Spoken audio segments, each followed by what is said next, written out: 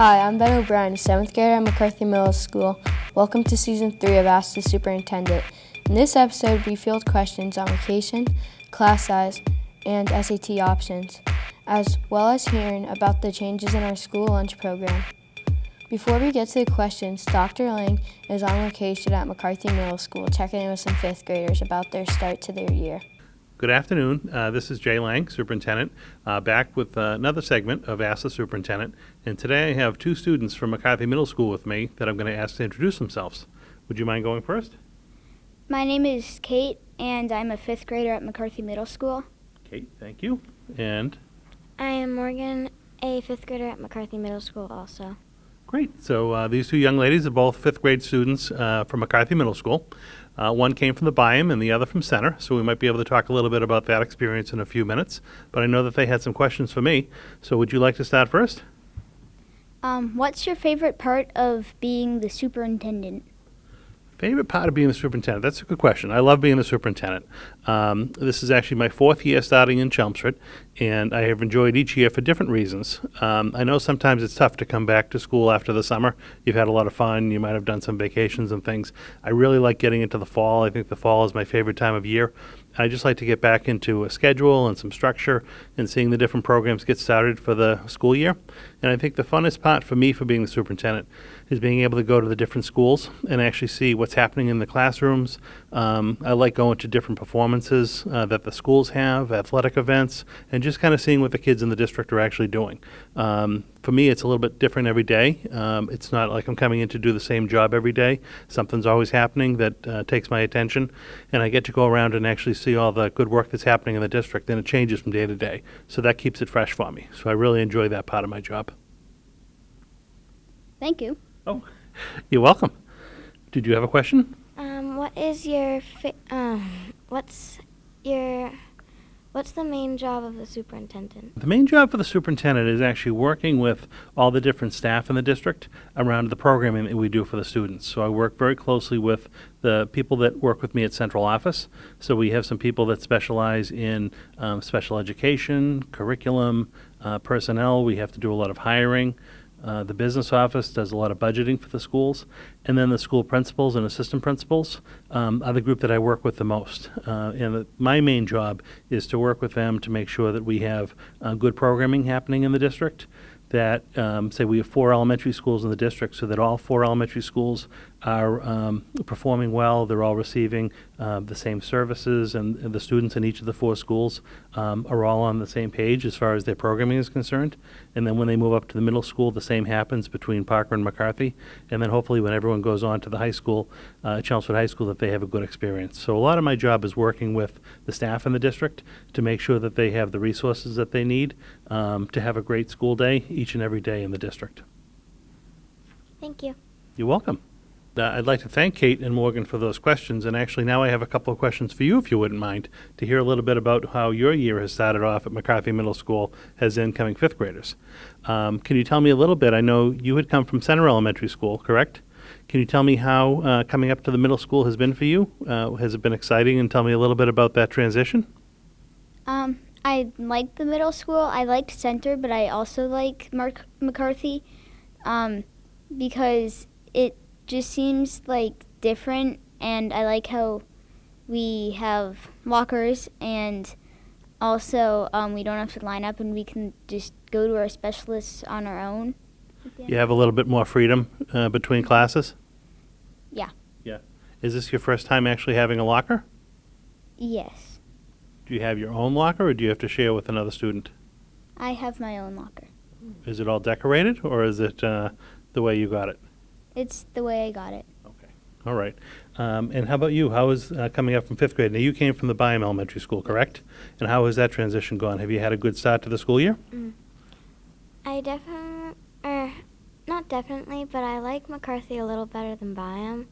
Also because the freedom, and you have your lockers and that. Do either of you think you'll participate in any of the after-school programs? I know at our middle schools we have after-school programs on Tuesday, Wednesday, and Thursday, some different clubs and activities. Have you looked into any of those clubs and activities to consider participating this fall? Well, I've started cross country, and Joe told me that he's my brother. He told me that last year he was a 5th grader, so he was at McCarthy, and he told me that like what the clubs are, and some of them sounded interesting, so I think I might look into them. And how about you? Have you thought about participating in any of the after-school clubs or sports or activities? I might do track, but I'm still deciding. Still deciding. Cool. I appreciate it. I just wanted to have that opportunity to ask you a little bit about how starting 5th grade has been, but I'm glad it's going well. And I very much appreciate the two of you coming this afternoon to ask me a few questions about the start to the school year. I hope you have a great year, and thank you very much for your questions. Glad the year is off to a good start. Let's hear a few questions from our viewers. Dan Allen, a middle school parent, would like the district to provide more resources and to host an event such as a film screening that addresses teen anxiety and depression. Are there plans for something like this to happen?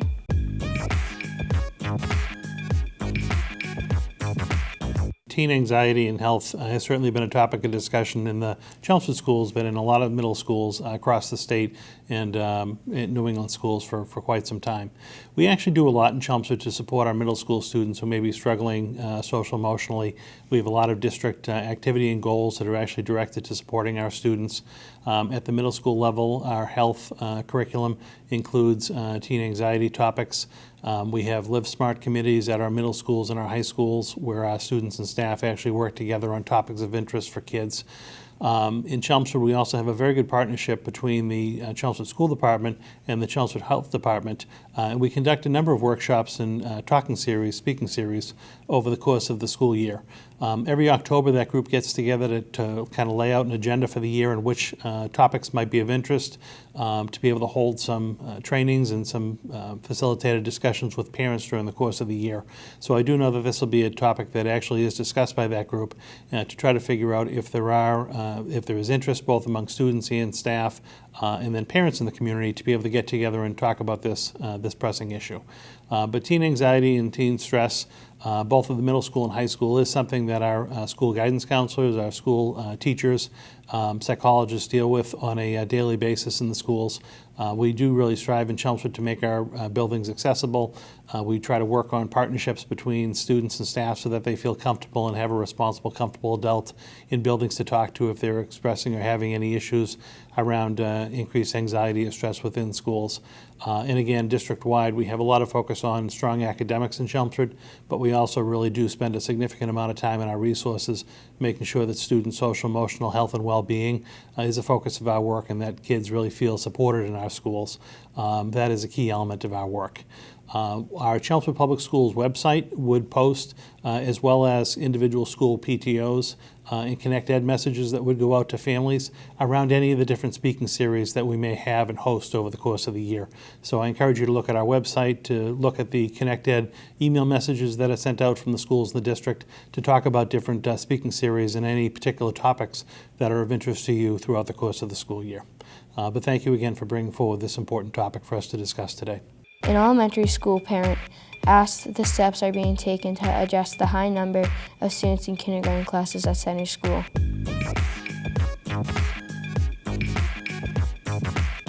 Thank you very much for bringing forward this important question. We're very excited in Chelmsford to be starting our second year of full-day kindergarten implementation district-wide. One of the difficulties we have is predictability of our actual number of students who will enroll in kindergarten. Previously, when we had half-day kindergarten and first full-day experience was in first grade, we would have a little bit of trouble guessing how many students would actually register for first grade. Now that has actually bumped down a grade level. So where the kindergarten students actually are not enrolled in the public schools, it's a little bit difficult sometimes to predict exactly how many students we'll have at each individual school. So we did work with the group NESDEC, the New England School Development Council, on school enrollment projections, and they have been pretty accurate depicting how many actual kindergarten students town-wide will enroll in our schools. One of the difficulties is we enroll students by geographical neighborhood, and the enrollment projection doesn't distinguish students from particular neighborhoods enrolling at a particular school. So overall, while our numbers are pretty much accurate with the enrollment projection, it is a little bit difficult to figure out actually how many students are going to enroll by neighborhood at which school. This year in particular at Center Elementary School, they actually have the highest kindergarten enrollment. As of last week, we had 102 students in kindergarten enrolled, which is an average class size of about 25 to 26 students per class. District-wide at Center, Byam, and South Row, our overall district average is about 23 students in kindergarten district-wide.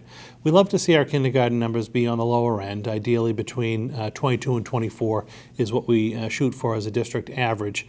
25 is one student above, but because we happen to go above the district-wide average, it doesn't necessarily dictate that we add another classroom immediately just because we've hit 25 students in a class.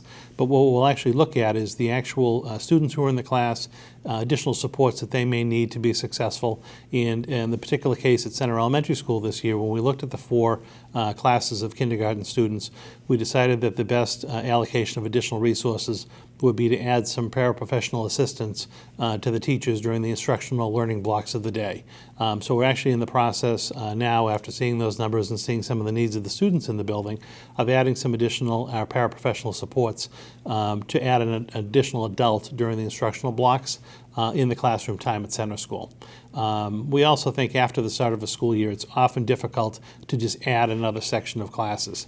Students get to be very comfortable and familiar with routines, and they get to know the staff and teachers in the buildings, and to just add a 5th section and then take out 4 or 5 students from all the existing classrooms often is more disruptive than just providing some additional supports for the year, which is what we've done in the case of Center.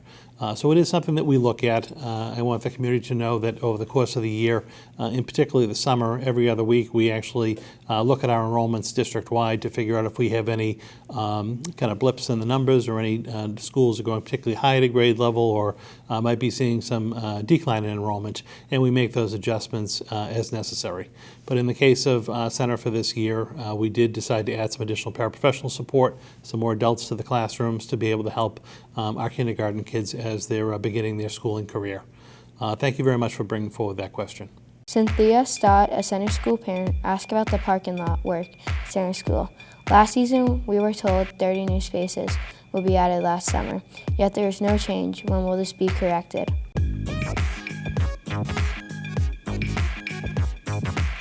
Thank you, Cynthia, for asking that question. I think we had all had hoped that there would be extra parking this fall when we return to school at both Center Elementary School and the Harrington Elementary School. When we completed the modular construction project last year, there were a little bit of funds remaining in that particular project, and we'd earmarked that to help out at the parking locations at both schools. So throughout the course of the spring, we had a contractor come in and help us develop a bid specification with the town DPW to advertise to have some additional parking spots for adults located at both elementary schools. When the bid went out this summer and we received the bid results, the actual bid amounts came in significantly higher than the appropriation that we had available for the project.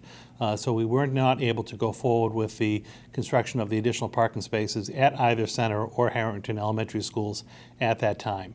At this point in time, the town DPW and our facilities department of the schools have been working together to refine the scope of work a little bit to try to figure out if we need to go to town capital this fall for some additional funding for one of the 2 parking lots, and then to rebid the jobs. It's highly unlikely, just given the timing of year right now, that we'll be able to rebid those and actually have those parking lots completed this fall before the winter, just based on our seasons. So it is likely that those 2 construction projects for the additional parking spaces at Center and Harrington will have to wait until the springtime. Both projects will be completed, I'm certain of that. It's just a timing issue at this point, and also being able to access an appropriation sufficient to cover both projects. If we have to wait until the springtime to be able to rebid these projects, it's likely that the work would occur at the schools sometime between April school vacation and the summer, so that when we actually do go back to school in September of 2019, both lots will be done at that point in time. So it was a little bit unfortunate that the bid prices came in a little bit higher than expected, but we are actually refocusing our work and efforts at this point in time to be able to rebid both projects and to add the additional parking spaces at Center and Harrington during the spring or early summer of 2019. Thank you for that question. A Center parent noticed that classroom aides no longer stay with the classes during specialist classes such as art, library, computer and music, and physical education. This changes leaves specialists without support. Why was this changed? She questions why. If a class needs an aide during core class time, wouldn't students and the specialists need an aide during their classes too?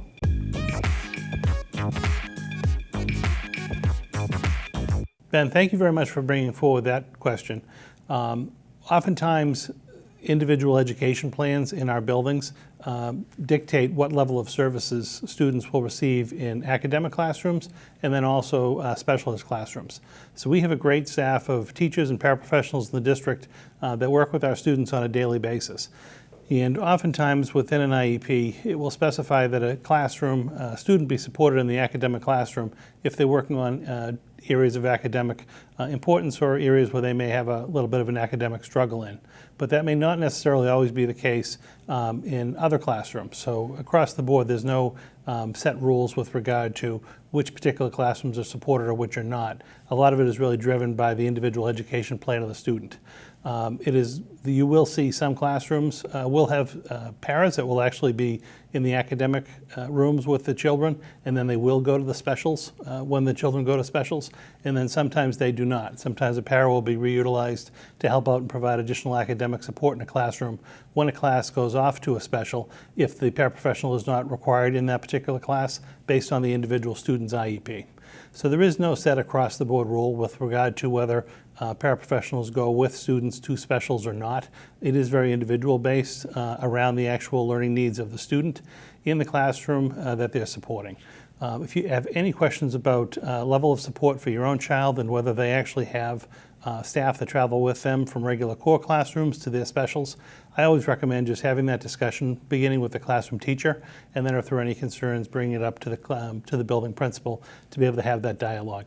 But there is no cut across the board rule with regard to whether specialist classes are supported or are not with paraprofessionals. A lot of it really comes to the individual needs of the student and whether that is written into their IEP that they have that support during the special classrooms. Thank you very much for bringing forward that question. A high school parent notes that Neshoba Tech holds the PSAT exams during school hours and the cost is lower than at CHS. Has Chelmsford considered this option to support student success?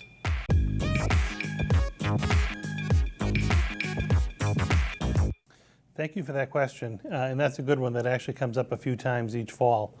Oftentimes, suburban school districts take the PSAT exam on Saturday as opposed to the weekday to really minimize the impact on student learning. If you think about it, not all of our juniors and even less sophomores actually participate in the PSATs.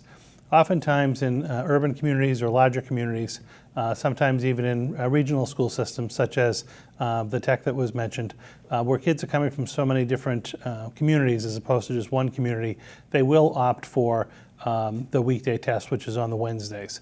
So that is not unheard of. It's just more of a tradition, typically in urban school systems, where they have to capture the audience during the school day.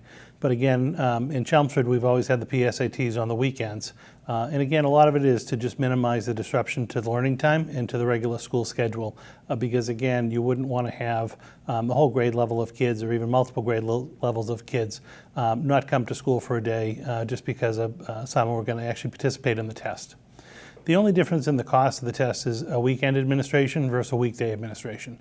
So if a school is actually administering the test on the Wednesday, it's a slightly less cost to them for doing that, and a slightly higher cost for having the test be on a Saturday. So that is the reason that there is a difference in price for those two testing dates.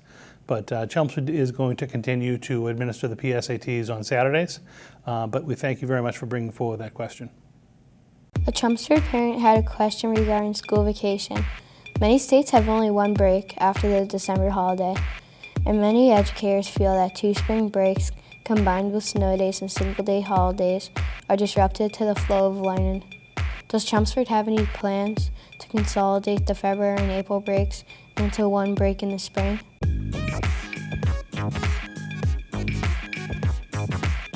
Hi, Ben. Thank you for bringing this question forward for discussion, and it's actually timely as we get ready for the upcoming winter season.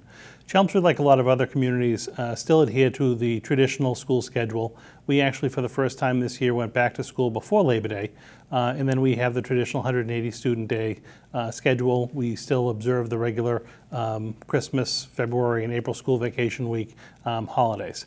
You may have heard the term extended learning time. That's been talked about in a lot of districts lately with regard to possibly condensing, moving away from a February and an April school vacation to 1 week of school vacation in March. Other districts are toying with possibly having some additional long weekends instead of having full vacation weeks throughout the course of the winter and the spring.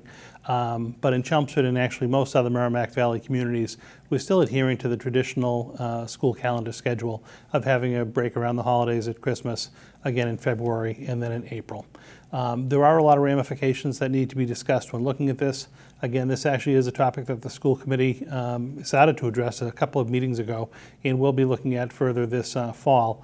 I think this would be something that we would have to entertain with multiple communities and having possibly several communities within the Merrimack Valley move towards some type of a schedule change like this, just because of all the operational issues that go along with it.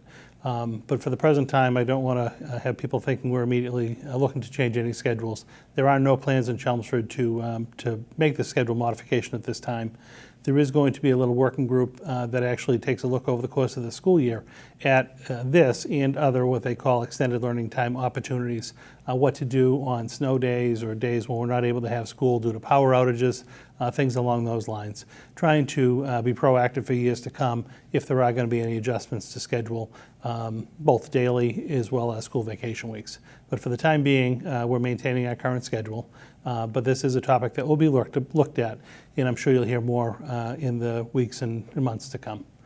Thank you, Ben, again, for bringing forward that question. Thanks for answering the viewers' questions. We like to head over to the CHS cafeteria where Elizabeth Silva is talking with Dr. Lang and Nancy Antolini about improvements in the lunch program.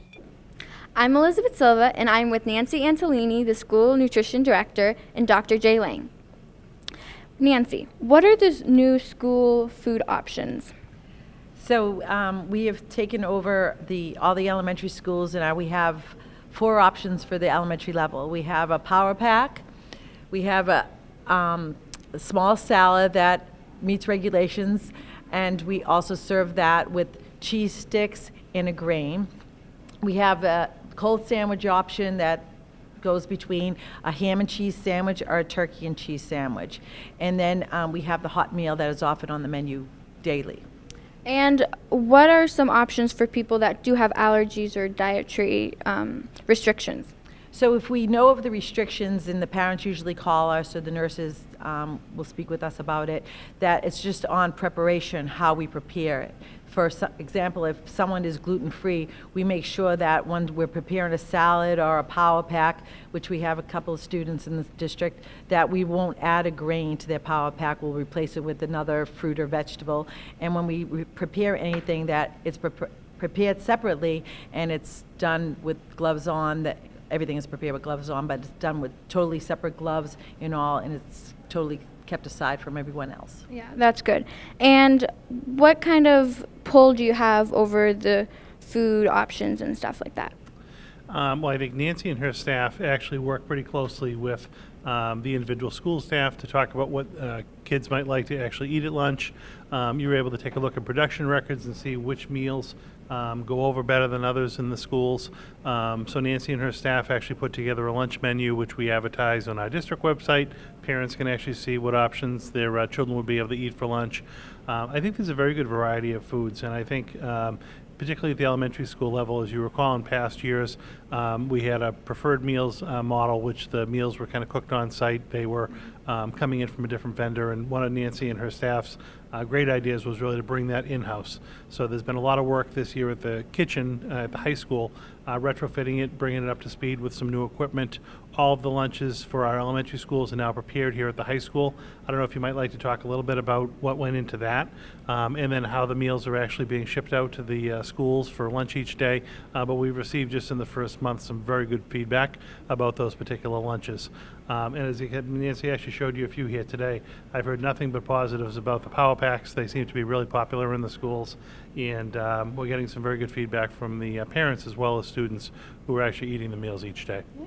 Well, it all looks yummy. So do you want to expand on the in-house at all? So in-house, in the high school kitchen, because it is a very large kitchen, I just thought at one point when I looked at it, I says, well, why can't we run our own commissary? So what we did was we replaced the old equipment with very high-tech new equipment. So there we produce at least, for the elementary levels, we produce at least 700 meals a day out of that kitchen. And then we were able to purchase a new van, which we have to thank Jay Lang and the school committee for allowing us to do this. So we take the lunches after we were called in. They call in and tell us how many lunches for each school, individual schools. Then we pack them and we put them in hot boxes. We put them into our new van, which is a cooler van, and we deliver them to each school every day. That's fantastic. And what happens if a child forgets his or her lunch money? We never refuse a child. A child is always fed. Sometimes they might not be able to, depending on the counts, to get exactly what they want, but we always have extra meals available in the kitchens. All right. And how are the food options different between middle school, elementary school, and high school level? So the difference is that there's more options daily. It's not a set menu as much as it is at the elementary levels as far as the options. The salads, of course, are a little bit larger, meeting regulations. The sandwiches, we don't have per se a deli bar any longer. We have sandwiches already pre-made, but the students can customize their sandwich any way they'd like, also their salads. So we're working on a customization station, which is going to be a little bit larger than they have right now. So they'll still have a pre-made sandwich, but they can go over and they can put whatever toppings they want on that and their salad. And we're also doing the same at the secondary levels as far as Parker and McCarthy. And we have a lot more coming very soon. We're doing this all in phases, so we need everybody's patience to change over. All right. Well, thank you so much. So there are so many options. The food is delicious. And if you forget it, your money will never be turned down. So I definitely think I'm going to buy some lunch now. Thank you. Thanks, Elizabeth. That was some of the great information about the new offering and changes in the lunch program. Thank you for watching Ask the Superintendent. We hope you enjoyed the show and encourage you to send questions in you may have. If you sent in a question and did not see it here, please tune into the next episode. Episode 2 will focus on school safety and security. If you would like to submit a question, please click on the Ask Superintendent button on the Chelmsford Public School homepage.